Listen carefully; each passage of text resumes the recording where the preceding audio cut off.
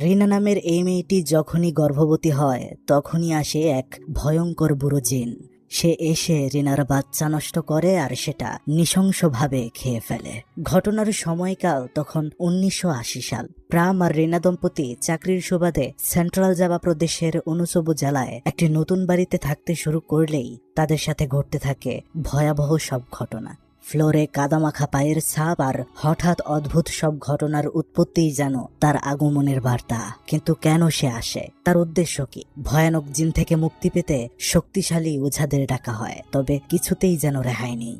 কেননা সে নিচে থেকে আসে না, তাকে বারবার কেউ পাঠায়। এক্সপ্লেইন করতে যাচ্ছি প্রতিশোধ আর কালো জাদুর মিশ্রণে সদ্য মুক্তিপ্রাপ্ত সিনেমা। ঘটনার শুরুতে আমরা দেখতে পারি একটা বাড়িতে বিয়ের আয়োজন করা হয়েছে। বিয়ের কোণে সেজেছে রিনা নামের একটি মেয়ে, আর এটা হচ্ছে রিনার মা। তার মা তাকে বলছিল, তোমাকে অনেক কষ্ট করে ছোট থেকে এই পর্যন্ত বড় করেছি, সব সময় তোমার খেয়াল রেখেছি, কিন্তু কষ্ট হলেও সত্য যে বিয়ের পর আমি সেটা পারবো না। তোমার দায়িত্ব নেবে তোমার হাজবেন্ড। তোমার বাবা যদি আজকে বেঁচে থাকতেন তাহলে অনেক খুশি হতেন। তার মা যখন এসব বলে সেখান থেকে চলে গেল, সে গিয়ে আয়নার সামনে বসলো, আর হঠাৎ করেই আয়নাটা ফেটে একদম চৌচির হয়ে যায়। দেয়ালে ঝুলে থাকা তার আর তার হবু বরের ছবিটা নিচে পড়ে যায়। সাথে সাথে লোডশেডিং। বাইরে গিয়ে সে বলল, একটু পর বিয়ে, এখন লোডশেডিং, বিষয়টা দেখো তো। এটা বলে সে যখন ঘরের ভেতরে প্রবেশ করলো, দেখতে পেল তার হবু স্বামীর সাথে ছবিটা কেউ যেন আরো ভেঙে দিয়েছে। আর তার পেছনে আমরা একটা বৃদ্ধা লোকের অবয়ব দেখতে পারছিলাম। সে পেছনে চাইলে সেটাকে সে দেখতে পারে, তবে ওই বৃদ্ধ লোকটা বাহিরের দিকে চলে যাচ্ছে,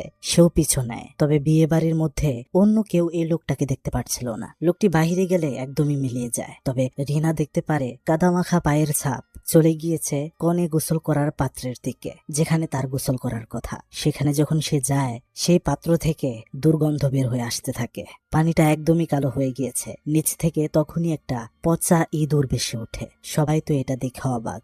একজন এটা দেখে বলল, এটা রক্তের মতো, কালো রক্ত। শুভ কাজের সময় এটা অবশ্যই অশুভ ইঙ্গিত। সবার মনেই ভয় বিরাজ করছে। এসব পাত্তা না দিয়ে তাদের বিবাহ সম্পন্ন হয়। আমরা দেখতে পারি তারা চলে যাচ্ছিল সেন্ট্রাল জাভা প্রদেশের অনুসবু জেলাতে। তার হাজবেন্ডের নাম হচ্ছে প্রাম। তিনি হলেন কৃষি অধিদপ্তরের কর্মকর্তা। তার পদোন্নতি হয়েছে এবং এখানে তাকে একটা বাড়িও দেওয়া হয়েছে। এখন থেকে তারা এখানেই থাকবে। তারা বাড়ির সামনে পৌঁছালে তাদেরকে স্বাগত জানায় বাড়ি দেখাশোনার দায়িত্বে থাকা মিস্টার মরি আর মিসেস দার্তো। তারা পাশেই থাকে। পরিচিত হয়ে তারা ঘরের ভেতরে প্রবেশ করলে সেখানে প্রাম দেখতে পায় ফ্লোরের মধ্যে কাদামাটির ছাপ। আরে, এটা এখানে কিভাবে? মিসেস দার্তো বলে ওঠে, আমরা তো পরিষ্কার করেছিলাম, এই কাদা এখানে আসলো কোথা থেকে? যাই হোক, বেড়াল হবে হয়তো। তবে রিনা এই দাগটা দেখার পর তার মনে হলো সেটা আগেও সে একবার দেখেছে।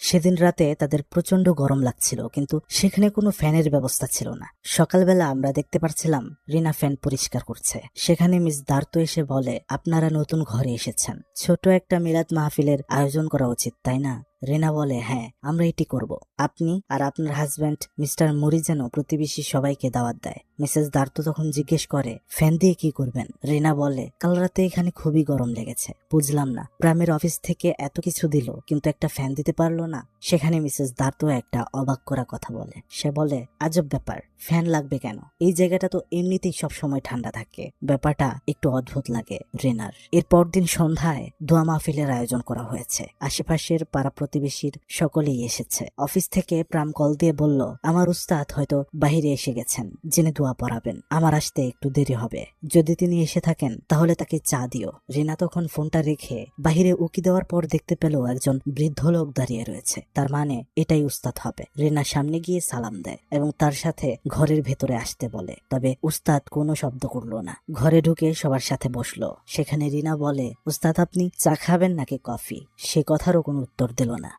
রিনা ভাবতে ভাবতে চা আনতে গেল, কিন্তু একবার যেই পিছনে তাকালো দেখতে পেল সেখান থেকে উস্তাদ উধাও। দ্রুত সেখানে গিয়ে একজনকে জিজ্ঞেস করলো, আপনারা কি উস্তাদকে দেখেছেন? তিনি কোথায় গিয়েছেন? কিন্তু লোকটি অস্বীকার করলো, বলল, আমরা তো কোনো উস্তাদকে দেখিনি। রিনা বলে, আরে কালো কাপড় পরিহিত ছিল উনি, বৃদ্ধ। কিন্তু সেই লোকটি বলছিল এমন কাউকেই সে এখানে এখন পর্যন্ত দেখতে পায়নি। আর তখনই গাড়ি করে প্রাম চলে এসেছে, সাথে করে নিয়ে এসেছে উস্তাদকে। এটা দেখে তো রিনা খুবই অবাক। সে প্রামকে সেই বৃদ্ধ লোকটির বিষয়ে জানায়, যে একটু আগে এখানে এসেছিল। সে বলছিল, আমি ভেবেছিলাম সেটাই উস্তাদ হবে, কিন্তু লোকটি উধাও হয়ে গেল। প্রাম বলে, হয়তো সে আমাদের প্রতিবেশী, বাড়িতে চলে গিয়েছে, এসব নিয়ে চিন্তা করো না।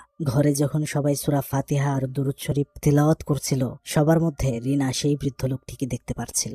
যে লোকটি উঠে তার দিকে ইশারা করছিল সে তো খুবই ভয় পেয়ে যায়। সে জানালা দিয়ে আবারও বৃদ্ধা লোকটিকে দেখতে পায় যে কিনা বাহিরে দাঁড়িয়ে রয়েছে। তার অবস্থা দেখে প্রাম সহ সবাই মিলে বাহিরে যায় লোকটিকে দেখতে, কিন্তু সেখানে তো কিছুই নেই, কেউ নেই। পরদিন সকাল, রিনা এখনো ভুলতে পারছে না সেই বৃদ্ধ লোককে। প্রাম তাকে এটা বলে আশ্বস্ত করে যে মিসেস দার্তো আর মিস্টার মুরি তারা প্রতিবেশীদের খোঁজ খবর নিচ্ছে যে এমন কোনো বৃদ্ধা আশেপাশে আছে কিনা। এটা নিয়ে ভয় পেও না, আমি চলে যাচ্ছি, দরজা জানালা সবকিছু বন্ধ করে রেখো। সেদিন রাতে খুবই গরম লাগছিল রিনার। সে গোসল করতে চলে যায়, কিন্তু আমরা দেখতে পারছিলাম বাথরুমের দরজার আয়না দিয়ে ভেতরে উকি দিচ্ছিল সেই বৃদ্ধ লোকটি, কিন্তু তার চোখ ছিল একদমই সাদা বর্ণের, যা কোনো মানুষের হতে পারে না। সে যখন গোসল করে আয়নার সামনে এসে দাঁড়ায়, তখন আমরা দেখতে পারছিলাম তার পেছনে সেই লোকটি দাঁড়িয়ে আছে, যেটা তার দিকে ইশারা করছে। সে আয়নায় দেখে তো খুবই ভয় পেয়ে যায়, তবে পেছনে চেয়েও সে কাউকে দেখতে পায় না। সে ভয়ে দ্রুত গিয়ে শুয়ে পড়ে। হঠাৎ করে তার মুখের উপর কি যেন পড়লো। ছাদের দিকে তাকিয়ে দেখতে পায় সেই বৃদ্ধ লোকটার অবয়ব, যেটা মাকড়সার মতো উল্টো হয়ে ঝুলছিল দেয়ালে। মাথাটা 360 ডিগ্রি অ্যাঙ্গেলে ঘুরে যায়, আর হাসতে হাসতে তার উপরে এসে বলতে থাকে, আমি তোমাকে চাই। যার মুখ থেকে বের হচ্ছিল বিশ্রী লালা। রিনা চিৎকার করে উঠে পড়ে। প্রাম তাকে সামলায়। সে প্রামের কাছে বিষয়টা বলে, কিন্তু প্রাম বলছিল এটা তোমার স্বপ্ন হবে হয়তো। এইসব বলে তাকে শান্ত করায়। বলে আগামীকাল থেকে মিস্টার মুরি আর মিসেস দার্তোকে এই বাড়িতে থাকতে বলবো, তুমি ভয় পেও না। দেখতে দেখতে কেটে গেল 7 সপ্তাহ। রান্না করার সময় হঠাৎ করে বমি আসতে শুরু করে রিনার। অসুস্থ হয়ে পড়ে। ডাক্তারের কাছে যাওয়ার পর ডাক্তার তাদেরকে সুসংবাদ দেয়, বলে রিনা প্রেগনেন্ট। বাচ্চার বয়স 7 সপ্তাহ। এটা শুনে তো তারা খুবই খুশি। সেদিন সন্ধ্যার সময় প্রাম রিনাকে কল করে বলছিল, আজকে আমার কাজের চাপ একটু বেশি, তাই বাসায় আসতে পারবো না, তুমি খাও আর দ্রুত ঘুমিয়ে পড়ো। ফোন কাটার পর মেঝেতে চেয়ে সে দেখতে পায় সেখানে কাদামাটির ছাপ। দার্তো আর মুরিকে এসে জিজ্ঞেস করলো যে এটা এখানে কিভাবে। তারাও অবাক হয়ে যায়, কারণ তারা তো একটু আগেই পরিষ্কার করেছিল। আবারও পরিষ্কার করতে বলে রিনা যখন গিয়ে শুয়ে পড়ে, তখনই একটা শব্দ হয়। দরজায় কে কড়া নাড়লো। সে দরজা খুলে, কিন্তু আশ্চর্য বিষয়, বাইরে তো দার্তো আর মুরি ছিল, কিন্তু তারা কেউ নেই। ভয়ে সে দরজাটা আটকে দেয়। ফিরে আসার সময় আবারও দরজায় কেউ কড়া নাড়ছে, এমন ভাবে ধাক্কাচ্ছিল মনে হচ্ছিল দরজা ভেঙেই ফেলবে। সে তো খুবই ভয় পাচ্ছে। ঠিক তখনই লাইট অফ। পেছনে চেয়ে দেখতে পারে সেই ভয়ঙ্কর অবয়ব, সেই ভয়ঙ্কর জিন এবার তার সামনে সশরীরে। সে তো পালাতে চাইছিল, কিন্তু সেটা এক লাফে তার কাছে এসে ধরে ফেলে তাকে, এবং ধারালো বড় বড় নখ দিয়ে তার পেট ক্ষত করে দেয়। সে নিজেকে বাঁচানোর জন্য কোনো রকমে ছাড়িয়ে বাহিরে বের হয়ে আসে, মেঝেতে পড়ে যায়। ততক্ষণে নিচে চেয়ে সে দেখতে পারে তার 7 সপ্তাহের সন্তান পেট থেকে বের হয়ে এসেছে। আর তখনই সেই ভয়ঙ্কর জিনটা ভয়ানকভাবে এগিয়ে আসে, আর সেই ভ্রমটা তার সামনেই খেয়ে ফেলে। রিনা তো চিৎকার দিয়ে উঠে পড়ে আর কাঁদতে থাকে। অতএব এটা একটা স্বপ্ন ছিল। তাকে সামলাচ্ছিল প্রাম। বলছিল, তুমি আবারও স্বপ্ন দেখেছো, কোনো সমস্যা নেই। কিন্তু ইতিমধ্যেই রিনার পেটে খুবই ব্যথা হচ্ছিল। কাঁথাটা সরানোর পর সে দেখতে পারে স্বপ্ন হলেও সত্যি, তার অনাগত সন্তান ইতিমধ্যেই ভূমিষ্ঠ হয়েছে, মানে নষ্ট হয়ে গিয়েছে। এই ঘটনার পর এই দম্পতি সম্পূর্ণভাবে ভেঙে যায়। প্রাম রিনাকে সাহস দিচ্ছিল, বলছিল, তুমি চিন্তা করো না, আমরা আবারও চেষ্টা করব। কিন্তু রিনা সেখানে বলছিল, এখানে সমস্যা আছে, এই বৃদ্ধ শয়তানটা আমার সন্তান খেয়ে ফেলেছে। তবে প্রাম এই কথা এখনো মানতে নারাজ। রিনা তখন তার পেটের দাগটা দেখায় প্রামকে, যেখানে স্বপ্নে সেই জিন নখে আছড় দিয়েছিল। এরপর দিন সকাল, প্রাম অফিসের জন্য রওনা দিলে রিনা মিস্টার মুরিকে বলে, যদি তোমার জানাশোনা মতো কোনো ভালো কবিরাজ থাকে তাহলে তাকে যত দ্রুত সম্ভব বাড়িতে নিয়ে আসো। আমরা দেখতে পারি মুরি রিনার কথা মতো একজন শামান অর্থাৎ কবিরাজকে বাড়িতে নিয়ে আসে, যার নাম নার্তো। কবিরাজ রিনার সব কথা শুনে তার দৈব শক্তি দিয়ে সে দেখার চেষ্টা করে যে আসলে এখানে কি হচ্ছে। কবিরাজ তাকে বলে, তোমাকে জাদু করা হয়েছে। আমি জানি না কি বিষয়ের উপর এই কালো জাদু বা কেমন জাদু এটা, তাই এখনই আমি কোনো সমাধান করতে পারছি না। তবে আপাতত তোমার সুরক্ষার জন্য আমি কিছু করতে পারি। আমরা দেখতে পারি এটা বলে কবিরাজ কিছু ছোট কাচের বোতল টেবিলে রাখে, যার ভেতরে তাবিজ ছিল। তিনি বলছিল এই বাড়ির আশেপাশে চারপাশে বোতলগুলো যেন রাখা হয়, এতে সেই জিন ভেতরে আসতে পারবে না। কবিরাজ তাকে এটাও বলে যায় যে কোনোভাবেই যেন সালাত আদায় বন্ধ না করা হয়। এভাবেই দেখতে দেখতে কেটে যায় আরো কয়েক মাস।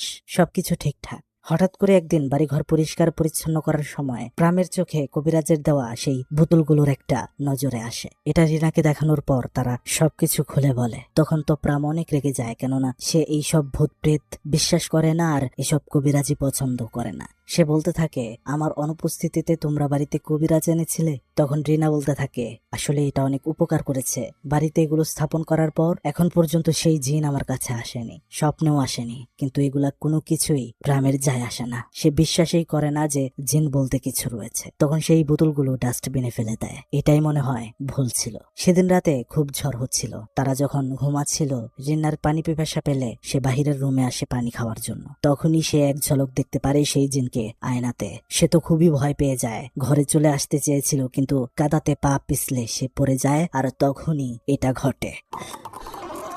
ভয়ানকভাবে তার উপরে চড়ে জোরে বলতে থাকে, আমি তোমাকে চাই। আর তার মুখ থেকে ছাড়তে থাকে বিশ্রী লালা। রিনা তো চিৎকার করতে থাকে, কোনো রকমে চলে আসে প্রামের কাছে। প্রাম এসে দেখতে পায় সেই ভয়ঙ্কর জিনটা টেবিলের উপর বসা রয়েছে। চোখের পলকে যেটা বাহিরে চলে যায়। প্রাম তো বাহিরে গিয়ে দেখতে পায় সেটা চালের উপরে উঠেছে আর সেখান থেকে উধাও হয়ে যায়। মিস্টার মুরিকে চালের উপরে উঠায় প্রাম, উপরে কি আছে দেখার জন্য, কিন্তু সেখানে সে কিছুই পায় না। তবে সেখানে পাওয়া যায় একটা মাটির পাত্র, যেটা কবিরাজ নার্তকে দেখালে সে বলে এটা হচ্ছে কবরের মাটি আর ইঁদুরের রক্ত দিয়ে করা কালো জাদু। আর এটা শুধুমাত্র কালো জাদু নয়, এটা একটা কালো রক্তের জাদু, যেটা বংশ পরম্পরা হয়ে চলতেই থাকে। তাই তুমি যদি গর্ভবতী হও, অবশ্যই তোমার সন্তান নষ্ট হবে, এটা ঘটতেই থাকবে। প্রাম তখন বলতে থাকে, তাহলে কি আমরা কখনো বাবা মা হতে পারবো না? এটা কে করেছে? কবিরাজ বলে, এটা এখনো বলা যাচ্ছে না এটা কে করেছে, তবে যে করেছে সে খুবই কষ্ট পেয়েছে এবং সে প্রতিশোধ নিতেই এটা করেছে। প্রাম বলে, এটা থেকে বাঁচার উপায় কি? কবিরাজ বলল, যে এই জাদুটা করেছে সে তার নিজের কাছে ঠিক এমনই একটা পাত্র রেখেছে, আর সেটা আমাদেরকে খুঁজে বের করতে হবে।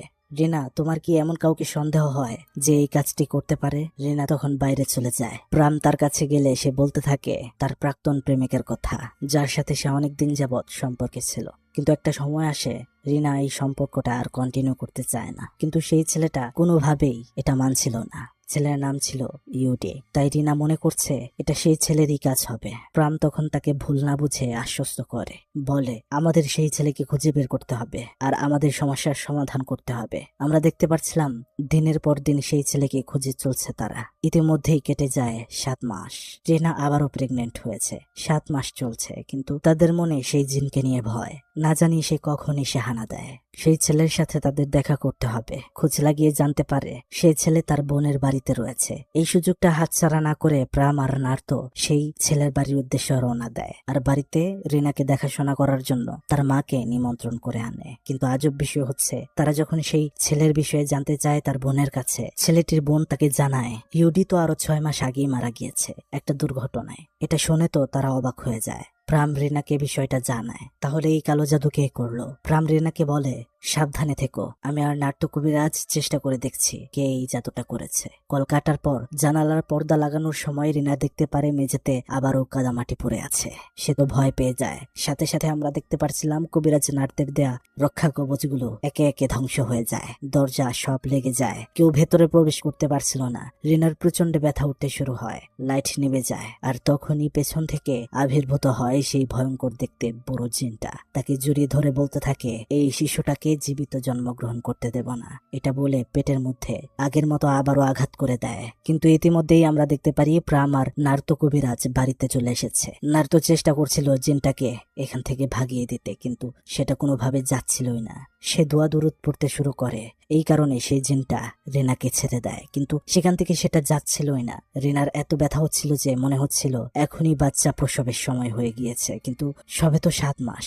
আমরা দেখতে পারি কবিরাজ অনেক কষ্ট করে সেই জিনকে কাবু করতে চেষ্টা করছিল, আর ওই দিক দিয়ে রিনার বাচ্চা প্রসব হয়ে যায়। আমরা দেখতে পারি নাট্য কবিরাজের চেষ্টায় সেই জিনটা আর সেখানে টিকতে পারে না, চলে যায়। সাথে সাথে পরিস্থিতি স্বাভাবিক। তবে স্বাভাবিকভাবেই মাত্র 7 মাস বয়স হওয়ার কারণে বাচ্চাটাকে হাসপাতালে গ্লাসের ভেতরে রেখে দেওয়া হয়, কেননা বাচ্চাটি এখনো পুরোপুরি বেড়ে ওঠেনি, এর আগেই প্রসব হয়ে গিয়েছে।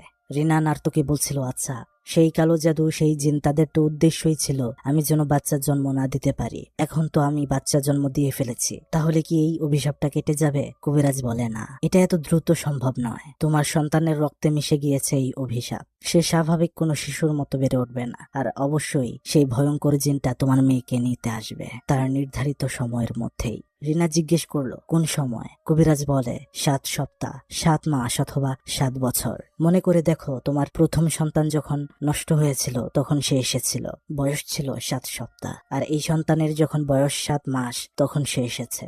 আর এবার যদি সে আসে তাহলে 7 বছর পরই আসবে। আমরা দেখতে পারি দেখতে দেখতে কেটে যায় আরো 60টি বছর। তাদের একটা মেয়ে হয়েছে, নাম রেখেছে ডুই। দিনরাত তাদের ভয় তারা করে। এই বুঝি সেই জিন আসলো। আজ ডুইকে খুঁজে পাওয়া যাচ্ছে না। খুঁজে না পেয়ে রিনা পাশে চা বাগানে গিয়ে ঢুকে দেখতে পারে ডুই ছুরি নিয়ে খেলছিল। কবিরাজের কথা মতোই মেয়েটি স্বাভাবিক শিশুদের মতো না, সে কথা বলতে পারে না। অদ্ভুত। রিনা সেখানে বলছিল, মা, ছুরিটা দিয়ে দাও, এটা বিপজ্জনক। কিন্তু আমরা দেখতে পারছিলাম সে ছুরিটা দিয়ে তার মায়ের হাত কেটে ফেলে আর দৌড়ে বাড়িতে চলে আসে। রিনা পেছন পেছন ঘরে গিয়ে দেখতে পারে তার মেয়ে কাঁচা মাংস খাচ্ছিল। তার মেয়ের শরীরে অদ্ভুত ঘা। এসব দেখে তার খারাপ লাগে, কারণ তার মেয়েটা স্বাভাবিক না। কবে এই অভিশাপ কাটবে? প্রাম বলে, আমি আর কবিরাজ নারতো এখনো সেই ব্যক্তিটিকে খুঁজে বের করার চেষ্টা করছি যে এই জাদুটি করেছে, কিন্তু পাচ্ছি না, চেষ্টা করে যাচ্ছি। রিনা বলে, আর কবে পাবো? আত্মীয় স্বজন, বন্ধু বান্ধব সবাইকে পরীক্ষা করা শেষ, কেউ করেনি, তাহলে করেছেটা কে? আজকেই ডুয়ের 7 বছর পূর্ণ হয়ে যাবে। সেই জিনটা আবারও আসবে, আমরা কিভাবে কি করব? প্রাম বলে, নার্ত কবিরাজ আরো শক্তিশালী দুজন কবিরাজকে বাড়িতে নিয়ে আসবেন। তারা সবাই মিলে চেষ্টা করবেন সেই জিন যেন আজকে বাড়ির ভেতরে কোনোভাবেই প্রবেশ করতে না পারে। আমরা দেখতে পারি একটু পরেই নার্ত কবিরাজ তাদেরকে নিয়ে এসেছে। একজনের নাম ইয়াই, আরেকজন হচ্ছে তারই ছেলে আরিও। আমরা দেখতে পারছিলাম পুরো বাড়ি তারা বন্ধ করার চেষ্টা করে, সব রকম মন্ত্র পড়ে, আল্লাহ তাআলার কাছে সাহায্য চেয়ে বাড়ি বন্ধ করে দেয়। প্রাম শহর রিনা তারা নামাজ আদায় করছিল, আর এরপর ডুইকে তারা নিয়ে মন্ত্র আদায় করতে শুরু করে যেন এই সব কিছু টপকে সেই জিন কোনোভাবেই ভেতরে না আসতে পারে। ওইদিকে 12টা বাজতে চললো। ঠিক 7 বছর তখনই বাতাস বইতে শুরু করে। বাড়িতে বন্ধ করার সব কয়টা রাস্তা বাতাসে খুলতে শুরু করে, আগুনে জ্বলতে শুরু করে, লাইট অফ হয়ে যায়, আর ডুই মেয়েটি সবার মধ্য থেকে উঠে বসে। তখনই কোনো এক অদৃশ্য শক্তি পিতা আর পুত্র দুই কবিরাজকেই ফেলে দেয়। নার্ত সবাইকে অন্য ঘরে প্রবেশ করতে বলে। তখন নার্ত কবিরাজকে ভয়ঙ্কর কণ্ঠে জিন ডাকছে, কিন্তু সে দেখতে পারছে না। সে উপরের দিকে তাকায়, তখনই এটা ঘটে। সেই ভয়ঙ্কর জিন তার কাদামাখা হাত সম্পূর্ণ কবিরাজ নার্তর মুখের ভেতরে ঢুকিয়ে দিয়ে তার সবকিছু তছনছ করে ফেলে, আর সেখানেই কবিরাজ নার্ত শেষ হয়ে যায়। এদিকে সেটা দরজা ভেঙে সেই ঘরে প্রবেশ করতে চাচ্ছিল ডুইকে নেওয়ার জন্য, কিন্তু ইয়াই কবিরাজ তাকে আটকায়, তার সাথে লড়াই করতে বলে। সেই জিনের উপরে পড়া পানি নিক্ষেপ করে, এই জন্য সেই জিন সামনে এগোতে পারছিল না। তখনই আমরা দেখতে পারি পেছন দিয়ে ইয়াই কবিরাজের ছেলে আরিও একটা তরবারি দিয়ে সেই জিনের ভেতরে ঢুকিয়ে দেয়, কিন্তু এতে সেই জিনের বিন্দু মাত্র কিছু হয় না, সেটা আরিওকে ছুঁড়ে ফেলে দেয়। ইয়াই কবিরাজ পড়া পানি একের পর এক ছেটানো শুরু করলে সেই জিনটা সেখান থেকে চলে যায়। সে সবার উদ্দেশ্যে বলতে থাকে, বুঝতে পারছেন না কেন এমনটা হলো? কেউ তো আছেন আপনাদের মধ্যে কেউ যে কিছু লুকাচ্ছেন, আপনারা সত্য গোপন করছেন। আমাদেরকে সত্যটা বলতে পারলে তাহলে এটার সমাধান করতে পারবো। কিন্তু কেউ আসলে ভেবে পাচ্ছিল না যে তারা কি লুকাচ্ছে। তখন প্রাম বলে, রিনা, আমি তোমাকে একটা জিনিস বলিনি, আমার একজনের প্রতি সন্দেহ হয়, নিশ্চয়ই সেই জাদুটি করেছে। আমরা তোমার প্রাক্তন প্রেমিক কিউডিকে খুঁজছিলাম, আর অবশেষে জানতে পারলাম সে মারা গিয়েছে। তখন আমার সন্দেহ আরো বেশি হতে শুরু করে। এই বিষয়টা আমি কবিরাজ নার্তকেও বলেছিলাম, সেও আমার কথার উপর আত্মবিশ্বাসী ছিল। যে জাদুটি করেছে তার নাম হচ্ছে মাওয়ার। রিনা জিজ্ঞেস করলো, মাওয়ারকে? তখন আমরা দেখতে পারি ফ্ল্যাশব্যাক। আসলে মাওয়ার হচ্ছে প্রামের প্রাক্তন প্রেমিকা। প্রামের সাথে তখন রিনার সম্পর্ক ছিল, কিন্তু পাশাপাশি মাওয়ারের সাথেও ছিল। কিন্তু প্রাম বুঝতে পারছিল না যে সে কাকে বিয়ে করবে, সে দ্বিধাদ্বন্দ্বে ছিল। এসব টানাপোড়েনের মাঝখানে হঠাৎ করে মাওয়ারের সাথে শারীরিক সম্পর্ক স্থাপন করে ফেলে। তারপর মাওয়ার তাকে বলছিল তাকে বিয়ে করতে, রিনাকে ছেড়ে দিতে, কিন্তু তখন সে বুঝতে পারে সে আসলে রিনাকে ভালোবাসে আর তাকেই বিয়ে করতে চায়। এই বিষয়টা যখন সে মাওয়ারকে বলে, সেটা মাওয়ার একদমই মেনে নিতে পারছিল না, অনেক ক্ষিপ্ত হয়ে যায়। সেখানে মাওয়ার বলছিল, তুমি তো আমাকে ছেড়ে দিলে, কিন্তু তোমরা সুখী হবে না, আজীবন পস্তাতে হবে। প্রাম এই ঘটনাটা রিনাকে বলার পর সে বলে, আমি বুঝতে পারিনি মাওয়ারের কথাটা, ভেবেছিলাম সে এমনি এমনি বলছে, কিন্তু আমরা দেখতে পারছিলাম রিনা এই ঘটনাটা শোনার পর মেনেই নিতে পারছিল না। কিভাবে তার সাথে বিয়ের কথা চলাকালীন প্রাম অন্য কোনো মেয়ের সাথে থাকতে পারে, এটা মানতে রিনার কষ্ট হচ্ছিল। সে কাঁদতে থাকে। প্রাম রিনাকে বলে, তোমার সম্পূর্ণ অধিকার রয়েছে রাগ করার, কিন্তু আমাকে ক্ষমা করে দাও প্লিজ। আমাদের মেয়ের দিকে একটু তাকাও, আমাদের মেয়ে যেন স্বাভাবিক মানুষ হতে পারে, এখন আমাদের এটা দেখা উচিত। তখন আমরা দেখতে পারি রিনা বলে, তুমি আমাকে কথা দাও আমাদের মেয়ে ঠিক হয়ে যাবে, তাহলে আমি সব বলতে পারবো। প্রাম তখন তাকে কথা দেয়, তুমি চিন্তা করো না, সব ঠিক হয়ে যাবে। এবার আমরা দেখতে পারছিলাম কবিরাজ ইয়াই ডুয়ের রক্ত নিয়ে একটা তাবিজের মধ্যে লাগায়। সেটা একটা ম্যাপের উপরে ধরলে তাবিজটা অনুসবু জেলায় মেঘালাং নামের একটা জায়গার দিকে ইশারা করছিল। তারা তখন বুঝতে পারে যে সেখান থেকেই জাদুটা করা হয়েছে। ইয়াই কবিরাজের ছেলে আরিউকে বাড়িতে রেখে প্রাম আর ইয়াই চলে যায় মাওয়ারের বাড়ির সামনে। কবিরাজ তার শক্তি দিয়ে দেখতে পারে এই জায়গাতে রয়েছে সেই কালো জাদুর পাত্রটি। প্রাম এখানে খনন করতে শুরু করে। তাকে সাহায্য করার জন্য গাড়ি থেকে কোদাল আনতে যায় কবিরাজ, কিন্তু সেখানেই তাকে মাওয়ার এসে আঘাত করে অজ্ঞান করে দেয় এবং প্রামকে অজ্ঞান করে দেয়। প্রামের জ্ঞান ফিরলে সে দেখতে পারে বাধা অবস্থায় রয়েছে তারা। সেখানে মাওয়ার আসে, বলতে থাকে, আমাকে তোমরা খুঁজে পাবে কখনো ভাবিনি, কিন্তু এখন পেয়েও কোনো লাভ নেই। তুমি কিভাবে আমাকে ঠকাতে পারলে? তোমাকে আমি ভালোবেসেছিলাম, কিন্তু তুমি আমাকে ঠকালে। এটা বলে হাসতে থাকে আর বলে, ঠকিয়েছ যেমন তেমন দীর্ঘ 7 বছর ধরে তোমাদের জীবন দুর্বিষহ করে দিয়েছি আমি, যেটা একেবারে কাউকে মেরে ফেলার থেকে অনেকটা উত্তম। তার ভঙ্গিমায় আমরা বুঝতে পারছিলাম সে সাইকো হয়ে গিয়েছে, ভেতরে কতটা প্রতিশোধের আগুন জ্বলছে তার। তখন সে একটা ছুরি আনে সেই কবিরাজকে মেরে ফেলার জন্য, যেন কবিরাজ এই জাদুটা নষ্ট করতে না পারে। প্রাম কোনো রকমে উঠে তাকে ধাক্কা দিয়ে ফেলে দেয় আর সে সেখানে অজ্ঞান হয়ে যায়। প্রাম নিজের বাঁধনটা খুলে মাওয়ারকে বেঁধে ফেলে। সে চলে যায় পাত্রটি খোঁজার জন্য, মাটি খুঁড়ে এবং পাত্রটি বের করে। কবিরাজকে নিয়ে এখন তার সেখান থেকে ফিরতে হবে, কিন্তু অবশেষে আমরা দেখতে পারি সেখানে কবিরাজও শেষ নিঃশ্বাস ত্যাগ করে। প্রাম তখন বাড়িতে ফোন করে, আরিওকে জানায়, তোমার বাবা ইয়াই মারা গিয়েছে, তাকে মাওয়ার মেরে ফেলেছে, আমি তাকে বাঁচাতে পারিনি, আমাকে মাফ করে দাও। আরিও কাঁদতে থাকে আর বলতে থাকে, এটাই হওয়ার ছিল, চিন্তা করবেন না, আপনি পাত্রটি নিয়ে আসুন, আমি এই আচারটি শেষ করবো ইনশাল্লাহ। আমরা দেখতে পারি সে রিচুয়ালে বসেছে। ঠিক তখনই লাইট গুলো অফ হয়ে যায়। ডুই উঠে বসে পড়ে, তার মানে এখনই সে আসতে চলেছে। সাথে সাথেই সেটা তার সামনে এসে পড়ে। আরিও সেই জিনের হাতের ভেতরে ছুরি ঢুকিয়ে দেয়, কিন্তু তার কিছুই হয় না, উল্টো তাকে ধাক্কা মেরে ফেলে দেয়। কিন্তু আমরা দেখতে পারি সেখানে নৃশংসভাবে সেই ছুরিটা আরিওর ভেতরে ঢুকিয়ে দেয় জিন, আর বিভৎসভাবে আরিওর ধর থেকে মাথাটা একদমই আলাদা করে দেয়। রিনা তো দৌড়ে ঘরে এসে দেখে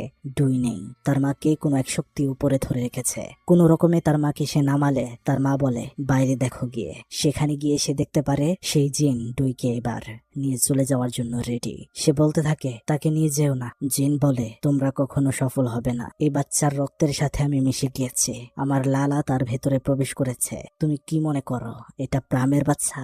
এটা বলে সে হাসতে শুরু করে। রিনা অসহায়, সে বলতে থাকে, যেটাই হোক না কেন, কিন্তু আমি তার মা, আমি এটা হতে দিতে পারি না, তুমি চাইলে আমাকে নিতে পারো, আমার বাচ্চার জান ভিক্ষা দাও। তখন আমরা দেখতে পারি বাচ্চাটিকে ছেড়ে দিয়েছে সেই জিন। শেষবারের মতো একবার রিনা তার মেয়েকে জড়িয়ে ধরলো, বলল, আমি হয়তো তোমাকে লালন পালন করতে পারবো না, এখানে থাকবো না হয়তো, কিন্তু তোমার খেয়াল রাখবো সব সময় দূর থেকে। এটা বলে সে সেই জিনের কাছে চলে যায়। সেই জিনটা তাকে জড়িয়ে নিয়ে একদম হাওয়াতে মিলিয়ে যায়। ততক্ষণে সেই কালো জাদুর পাত্রটি নিয়ে বাড়িতে হাজির হয় প্রাম। সেখানে সে জানতে পারে রিনাকে নিয়ে গিয়েছে সেই জিন। এটা জানার পরে সে বাহিরে খুঁজতে থাকে রিনাকে পাগলের মতো। সে বাহিরে রিনাকে খুঁজে তো পায়, কিন্তু রিনা ছিল একদমই অবচেতন, কোনো সাড়া দিচ্ছিল না। রিনার মা তখন সেখানে তাকেই দোষারোপ করছিল, বলছিল, তোমার একটা ভুলের কারণেই আজকে আমার মেয়ের এই দশা। তখনই আমরা দেখতে পারি প্রাম আবার চলে যায় মাওয়ারের কাছে।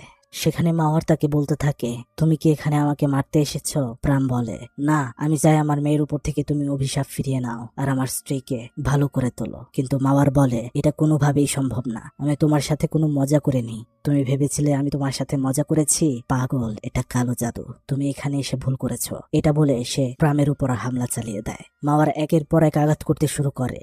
সে নিজেকে বাঁচানোর জন্য ট্রাই করছিল। সেখানে দুজনের মধ্যে অনেক পাল্টাপাল্টি লড়াই হয়, তবে প্রাম চাইছিল না মাওয়ারকে আঘাত করতে। সব আঘাত সে নিজে নিয়ে নিচ্ছিল। সে বলছিল, তুমি থামো, আমার স্ত্রীকে ফিরিয়ে দাও আর এই অভিশাপ থেকে আমাদেরকে মুক্তি দাও। কিন্তু মাওয়ার কথা শুনে না, তাকে মারতে শুরু করে। প্রাম তখন নিজেকে বাঁচাতে একটা কাঁচি নিয়ে তার সাথে সাথে লড়াই করছিল, কিন্তু কোনো একভাবে আঘাত লেগে যায় মাওয়ারের হাতে, আর তখন মাওয়ারের হাতটা একদমই আলাদা হয়ে যায়। কিন্তু মেয়েটা এতই উন্মাদ ছিল যে তখন এক হাতেই প্রামের উপর হামলা চালাতে থাকে। প্রাম ফেরাতে গিয়ে আরো একটা হাতের কবজি থেকে পড়ে যায়। তখন সেটা মুখ দিয়েই প্রামকে আঘাত করতে চেষ্টা করে। প্রাম আর না পেরে তার ভেতরে হাতে থাকা কাঁচিটা ঢুকিয়ে দেয়।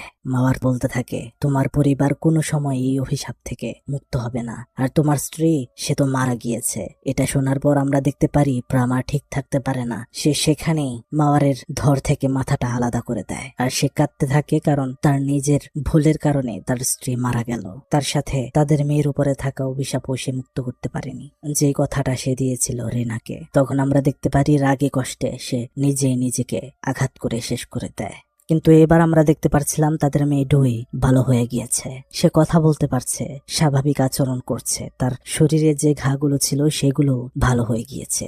আসলে এটা হয়েছে মাওয়ার মারা যাওয়ার কারণে, কারণ সেই জাদুটা করেছিল। ঘটনা চলে যায় আরো অনেক অনেক বছর পর।